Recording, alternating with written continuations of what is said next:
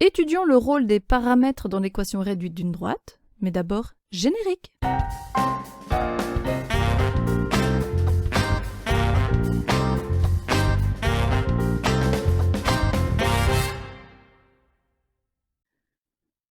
L'équation réduite d'une droite est y égale mx plus p. Voyons ce que représente la lettre m et la lettre p.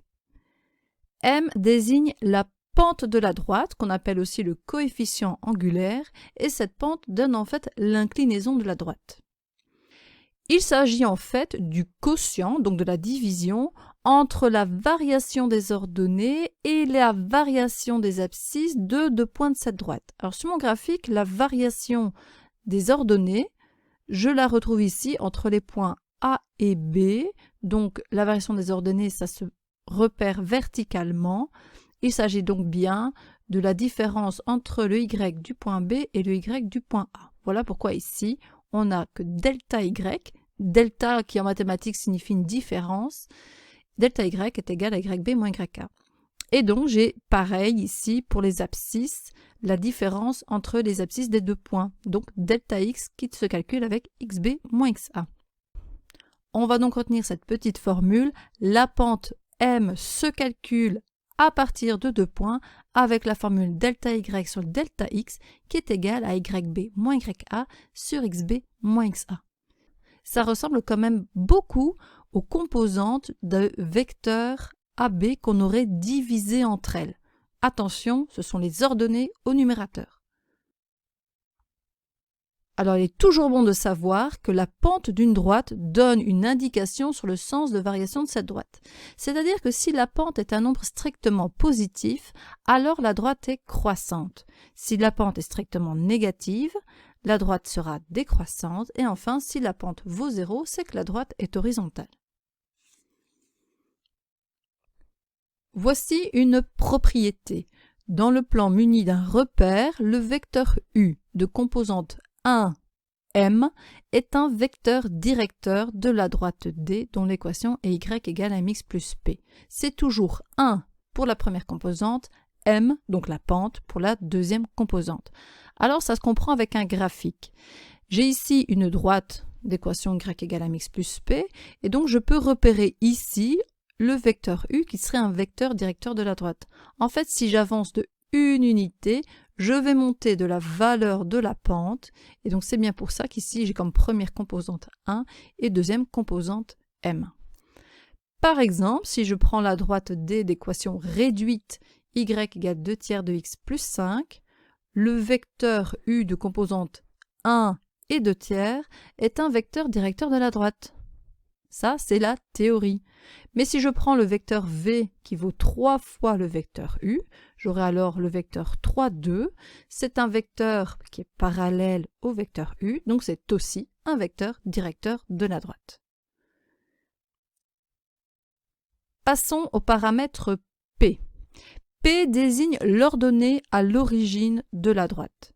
Il s'agit d'un nombre et en fait il s'agit de l'ordonnée du point d'intersection de la droite avec l'axe des ordonnées.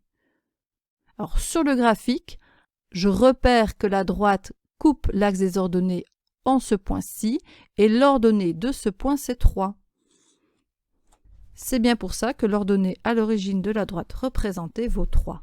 Alors ça, c'est si on a le graphique. Si on n'a pas le graphique, on va devoir calculer l'ordonnée à l'origine avec un point. Donc si je récapitule, la pente se calcule avec la formule delta y sur delta x et l'ordonnée à l'origine, je la calcule avec un point. On va s'en servir dans un exemple.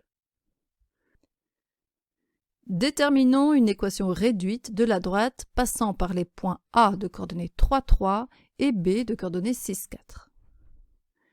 La première chose qu'il faut faire, c'est toujours la première chose que l'on fait, c'est qu'on calcule la pente de la droite. Donc la formule, c'est delta y sur delta x, la différence des ordonnées sur la différence des abscisses, yb moins yka sur xb moins xa. Je remplace par les bons nombres, j'ai donc ici 4 moins 3 sur 6 moins 3, ce qui vaut 1 tiers. La pente est de 1/3, ça veut donc dire que ce serait une droite croissante.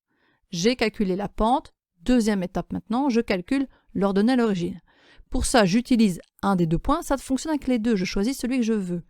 Donc, si j'utilise le point B, qui est bien un point de la droite AB, forcément. Ce point B est un point de AB, si et seulement si. Quand je remplace dans l'équation y égale mx plus p, l'égalité est vraie. Donc, le y, c'est 4, égale m, la pente qui vaut 1/3, fois x qui vaut 6, plus p que je recherche. Et donc, je dois résoudre cette toute petite équation. 4 est alors égal à 2 plus p, ce qui signifie que p vaut 2.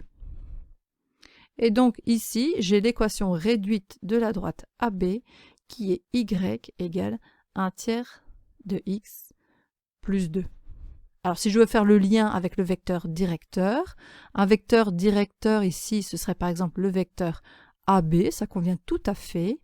Et quand j'ai l'équation réduite, je peux choisir un autre vecteur qui serait le vecteur dont la première composante est toujours 1 et la deuxième composante est toujours la pente, autrement dit 1/3. Ça, c'est ce qui se passe quand les droites ne sont ni verticales ni horizontales.